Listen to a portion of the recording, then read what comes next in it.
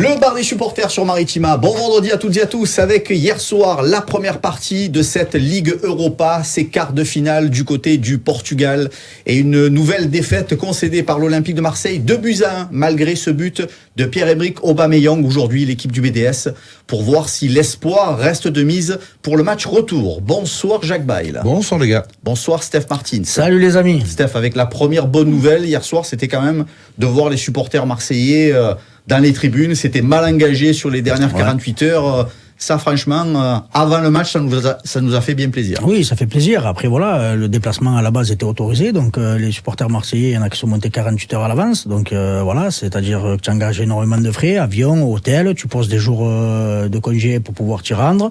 Et c'était anormal que cette décision tombe couperée à 48 heures du match. Donc voilà, faut s'imaginer qu'il y a toute une organisation derrière et de laisser 1000, 1200, 1500, voire 2000, 2005 en fonction des présents qui étaient à 48 heures à Lisbonne. C'est tout simplement de l'insécurité. Donc le bon sens l'a emporté. Et moi, je le répète à chaque fois dans cette émission, il n'y a rien de mieux que de voir un parcage visiteur plein. Après, oui, pour éviter les débordements, faisons les choses consciemment. Comme je le disais, encore là, cette semaine, tu vas avoir un derby en deuxième division, plus de 10 000, voire 20 000 supporters adverses qui vont se déplacer. Et les Allemands savent très bien le faire.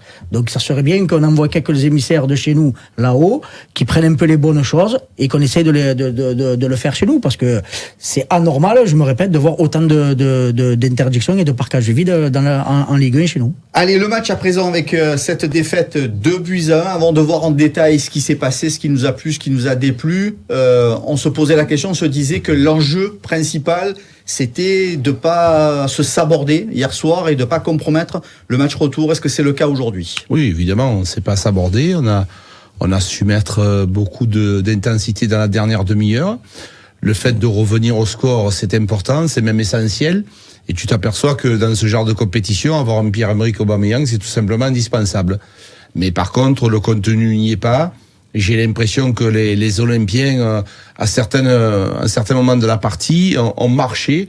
Et ça m'a déplu. Alors, si je vous dis 60 minutes, pas terrible du tout, avec un nombre incalculable de fautes techniques, avec une équipe de Benfica qui nous a malmené les 2 tiers du match, avant, effectivement, ce but de Pierre-Emerick Aubameyang et les 25-30 dernières minutes où tu as un sursaut d'orgueil. Est-ce que j'ai bien résumé globalement le match ? Tu as bien résumé. Après, Benfica, je les ai pas trouvés exceptionnels, notamment, voilà, quand tu regardes la fin du match, ils gagnent 2-1, ils sont sifflés par leur propre public, donc je pense que eux aussi ont été insatisfaits de la prestation, donc c'est dire de la nôtre.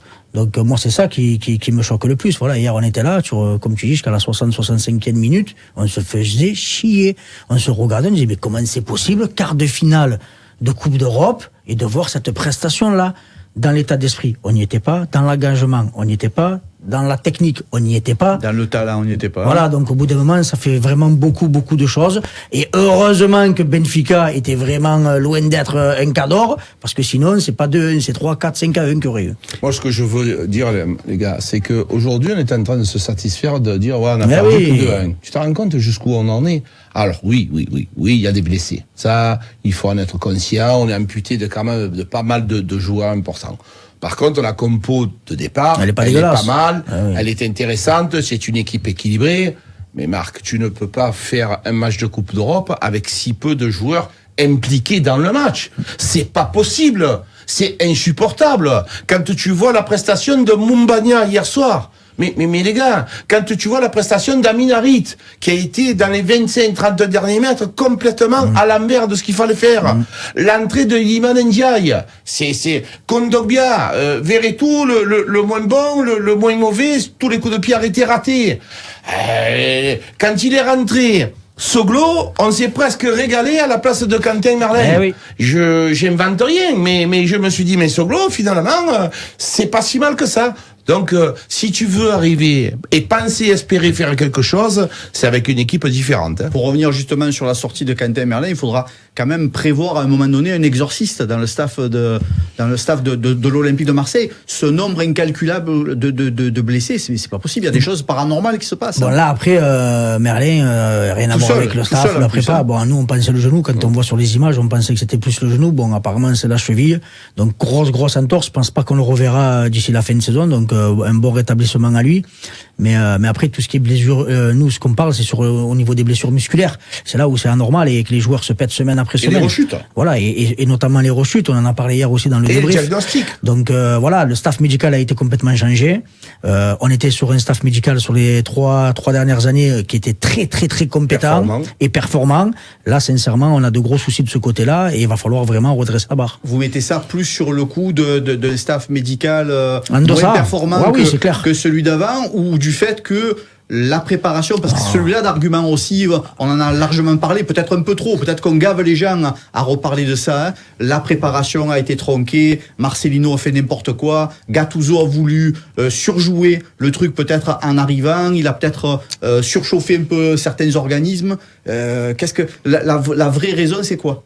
La vraie raison, je la connais pas. Je ne me permettrai pas de dire la vraie raison parce que j'ai pas la science infuse. Par contre, si j'analyse cette situation calmement, posément, je suis obligé de me rendre compte que la préparation physique de l'effectif de l'Olympique de Marseille était ratée. Alors oui, Marcelino a fait une préparation à cause de la Champions League tronqué. Derrière, il arrivait un entraîneur Gattuso, un entraîneur italien, avec tout ce que ça comporte. Quand on dit italien, c'est un pays qui est quand même, il y a des aides à la préparation physique.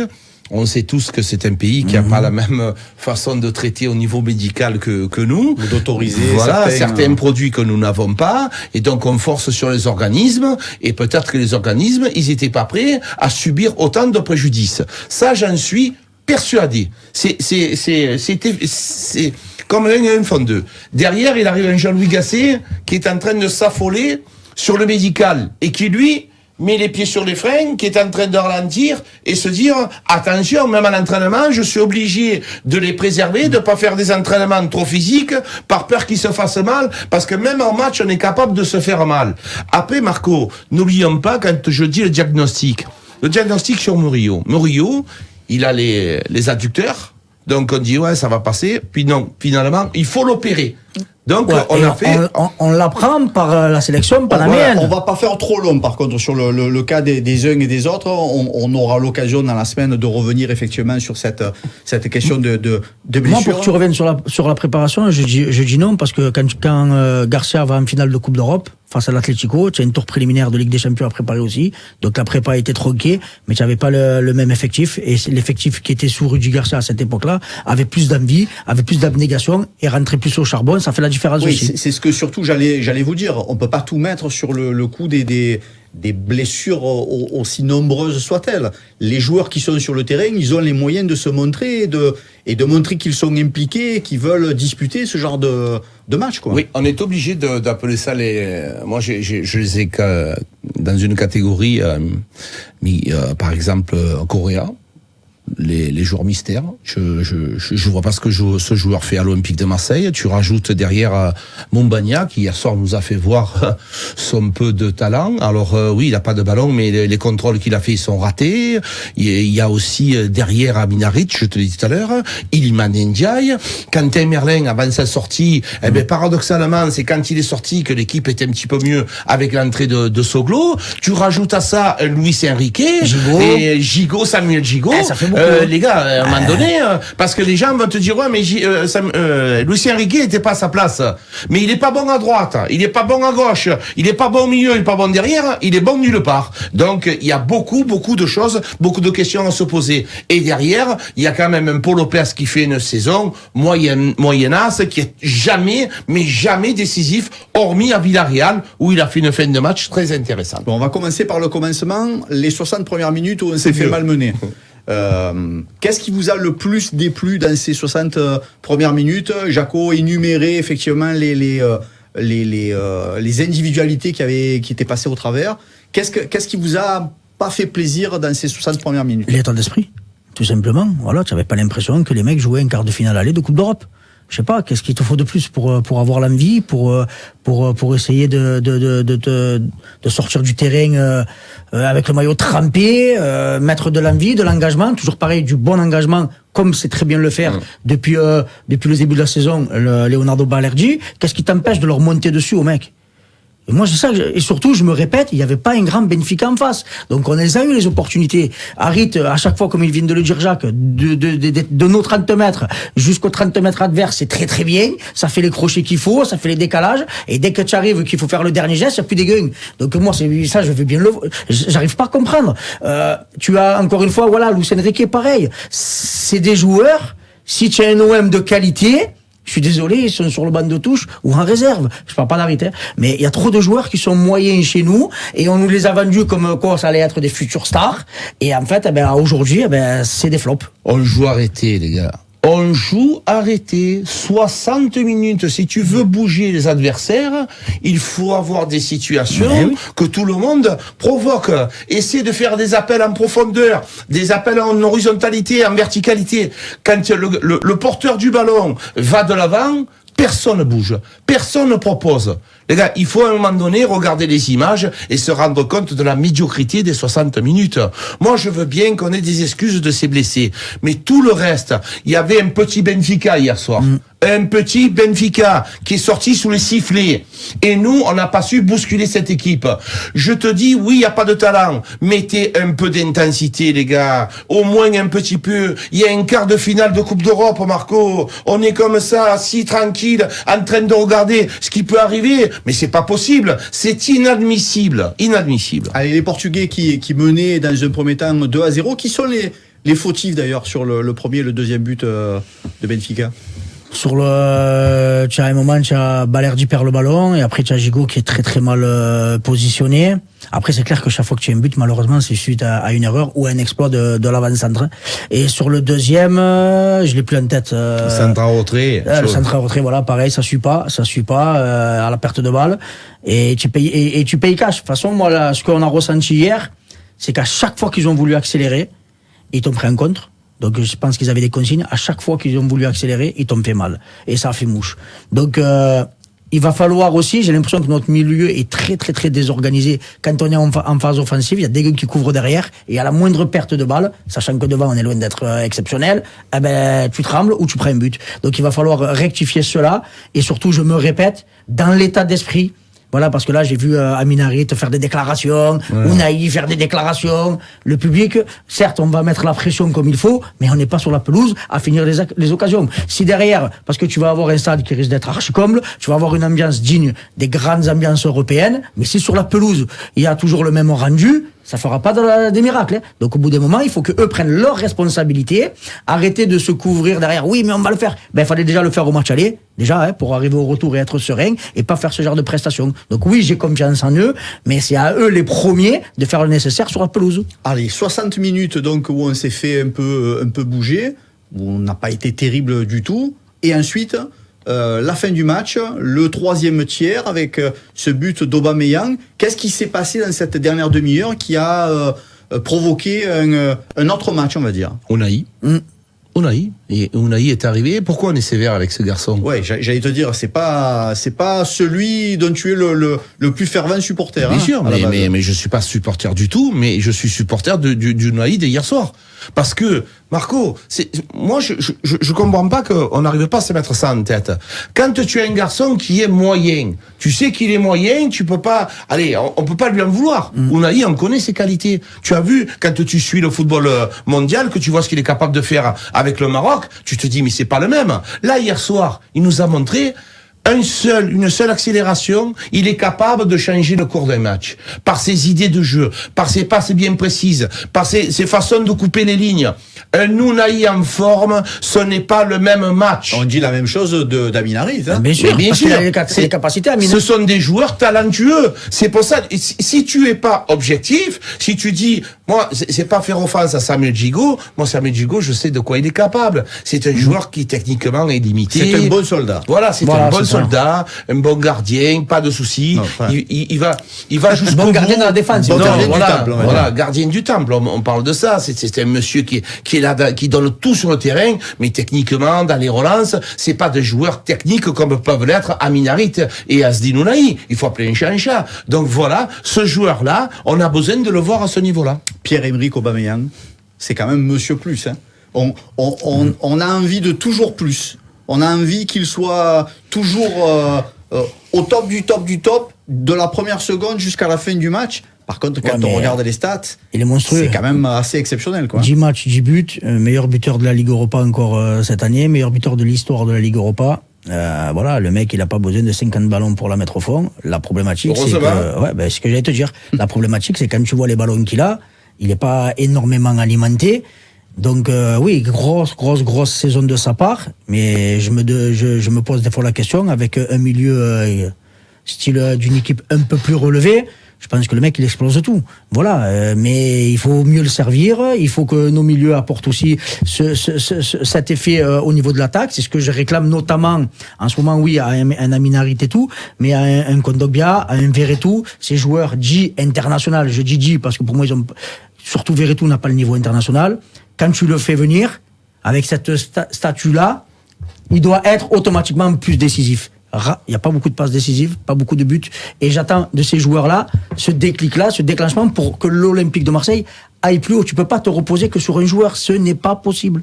Pour revenir sur cette fameuse demi-heure où on a eu ce sursaut d'orgueil, j'ai noté un petit peu, je t'ai écouté hier pendant la retransmission, pendant le débrief, j'ai regardé un petit peu ta petite vidéo récurrente après chaque match. Distance de marquage réduit, justesse dans les passes, simplicité dans le jeu, plus quelques entrées comme Unai et Hernan Soglo. Ce sont les explications du bien mieux de l'OM en fin de match. Mais oui, quand tu joues simple le football, le plus dur c'est de jouer simplement.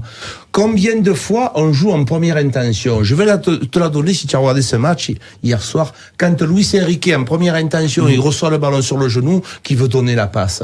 Je crois que c'est Balerdi qui lui fait une transversale. Fais un bon contrôle bien propre et tu donnes une passe plat du pied. Ça change tout. Là, la fameuse première intention, tu ne contrôles pas correctement le ballon. C'est pas moi qui le dis. Ce monsieur qui le dit s'appelle Zinedine Zidane. Le premier contrôle, c'est la base de tout. C'est la base du dribble, c'est la base de la bonne passe. Et nous, chaque fois, on fait une première intention. Est-ce que tu as déjà vu Zinedine Zidane jouer en première intention? C'est toujours un contrôle orienté, un contrôle de la semelle, un contrôle du plat du pied, et à ce moment-là, tu donnes un bon ballon. Nous, on ne sait pas le faire, on pense qu'on est capable de faire ça en première intention. Et chaque fois, ça fait pchit. Donc, de la simplicité, un bon contrôle, une bonne passe bien dosée, et des joueurs qui se démarquent dans la largeur, et tu verras que tu auras des occasions. Une semaine complète de repos avant ce match retour, ça nous arrive pas habituellement parce qu'il y a toujours des matchs de championnat. Est-ce que ça peut être déterminant pour ce retour au Vélodrome? Je sais pas, parce que depuis qu'on a une semaine de repos, ça fait 3-4 matchs que des défaites. Donc avec cette équipe, c'est il faut qu'on joue tous les 3 matchs. Je veux pas on joue aussi tous les 3 matchs. je veux pas sincèrement être dur, mais c'est un constat. Voilà, cette équipe, pour moi elle est trop faible. Elle est trop faible, on le voit au championnat, on n'avance pas. Oui, quand Jean-Louis Gasset est arrivé, le fait des renouveaux, et on n'a rencontré que des équipes du bas de tableau, faut dire la vérité. Tu n'arrives pas à accrocher une équipe du top 6 de la Ligue 1. Donc voilà, nous ce qu'on leur demande, moi ce que je leur demande en tout cas, quand je dis nous, c'est l'équipe du bar de supporters, c'est sur le terrain au moins de tout donner. Voilà, de tout donner. Après, on connaît les carences des uns et des autres, on sait qu'on n'est pas le Real Madrid, il n'y a aucun souci, on va pas s'emballer. Mais quand tu as une équipe du niveau de Benfica d'hier soir, tu dois nous montrer beaucoup plus, et notamment dans l'envie. Moi, c'est là où je suis encore sur la réserve. Dans quel état d'esprit vous êtes tous les deux? Est-ce que du coup, aujourd'hui, lendemain de match, vous avez plus en tête les 60 minutes où on est passé complètement au travers comme à la famille Casper, ou les 30 dernières minutes où il y a eu un vrai sursaut d'orgueil et où on les a bougés? Heureusement que le scénario il est comme ça, qu'il n'est pas à l'inverse, que tu fais 30 bonnes minutes et que tu fais 60 mauvaises les dernières, parce que là, dans ton esprit, tu gardes ça en mémoire, parce que c'est les 30 dernières minutes. Mais tout au long du match, on est des pensionnés de l'OM, que ce soit Enzo, Steph, moi, Karim n'en parle pas, lui il n'était pas avec nous hier soir. Mais quand tu es en train de bâiller pendant le match, quand tu es en train de te parler, de chuchoter, presque tu te désintéresses, c'est pas un match avec une quart de finale de Coupe d'Europe. Voilà. Je suis désolé, il y a autre chose à nous montrer. Alors personnellement, Marc, si j'étais à la tête du staff olympique de Marseille, pendant cette semaine, je fais des têtes à tête, je fais des séances vidéo. Pas longues, hein, de 3-4 minutes, et je vais montrer aux joueurs ce qu'ils ont fait hier soir. Parce qu'on parle pas assez de Kondogbia et de Verretou. Parce que ce milieu de terrain, à un moment donné, il va falloir aussi qu'il nous montre autre chose. Ce manque de justesse technique, on récupère et on perd de suite le ballon. C'est pas possible. J'ai vu à un moment donné, Jordan Verretou donner un ballon où il y avait personne. J'ai vu Luis Enrique, à un moment donné, il y a que lui qui a compris. Il est parti sur le couloir, il a donné, il y avait 3 rouges.